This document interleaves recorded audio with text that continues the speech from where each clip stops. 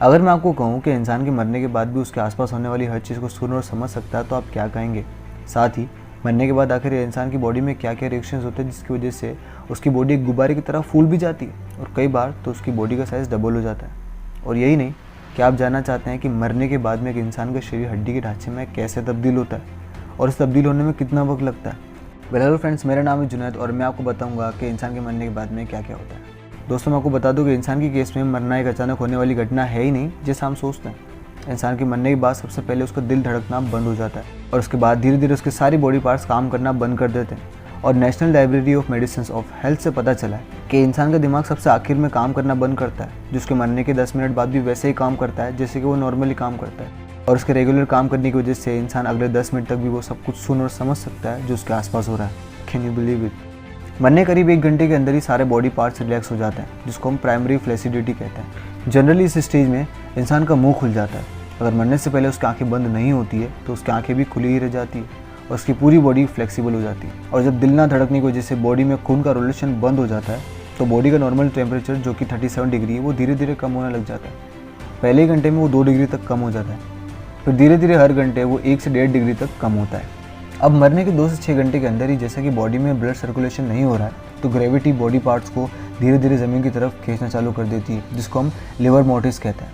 फिर तीसरे घंटे में आपकी बॉडी में कुछ केमिकल रिएक्शंस चालू हो जाते हैं जिसकी वजह से आपकी सारे बॉडी पार्ट्स पूरी तरीके से टाइट हो जाते हैं, जिसको हम रिवर मोर्टिस कहते हैं। जिस स्टेज में सबसे पहले आपकी आंखें, आपके जॉस और आपकी नेक जाती है और ये प्रक्रिया कुल 12 घंटे तक चलती है और तब तक आपकी पूरी बॉडी ठोस हो चुकी होती है। लेकिन मरने के 7 घंटे बाद ही आपके हाथों और पैरों को हिलाना बहुत मुश्किल हो जाता है। फिर 12 घंटे के बाद में आपकी बॉडी कुछ ऑर्गन्स यानी कि घुटने और एल्बोज ही थोड़ा बहुत फ्लेक्सिबल होते हैं, उसके अलावा पूरी बॉडी अकड़ जाती है। दोस्तों, यहाँ रिवर मोर्टिस का 12 घंटे का ये टाइम एक एवरेज टाइम बताया गया है क्योंकि रिवर मोर्टिस इंसान की एज, उसके वेट और एटमॉस्फेयर के अनुसार अलग अलग काम करता है। अब 12 घंटे बीतने के बाद रिवर मोर्टिस की ये प्रक्रिया खत्म हो जाती है। उसके बाद में बॉडी में नए तरह के केमिकल रिएक्शंस होना चालू हो जाते हैं जिसकी वजह से आपकी बॉडी फिर से सॉफ्ट होने लगती है, जिसको हम सेकेंडरी फ्लैसिडिटी कहते हैं।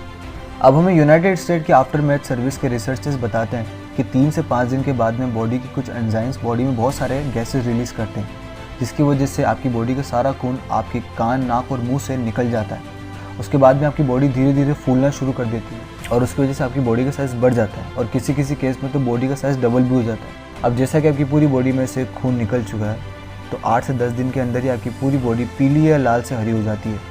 फिर कुछ हफ्तों बाद आपकी दांत और नाखून निकल जाते हैं। अब फाइनली आपकी बॉडी लिक्विफाई होना शुरू हो जाती है और 3 हफ्तों से लेकर 12 साल या उससे भी ज़्यादा का समय लेकर आपकी बॉडी पूरी तरीके से एक हड्डी के ढांचे में तब्दील हो जाती है। ये ज़रूरी नहीं कि ये प्रोसेस सालों तक चले क्योंकि ये डिपेंड करता है इंसान के आसपास होने वाले टेम्परेचर पे, उसकी बॉडी के साइज़ पे और जो इंसेक्ट उसकी बॉडी को खा रहे हैं उनकी क्वांटिटी पे।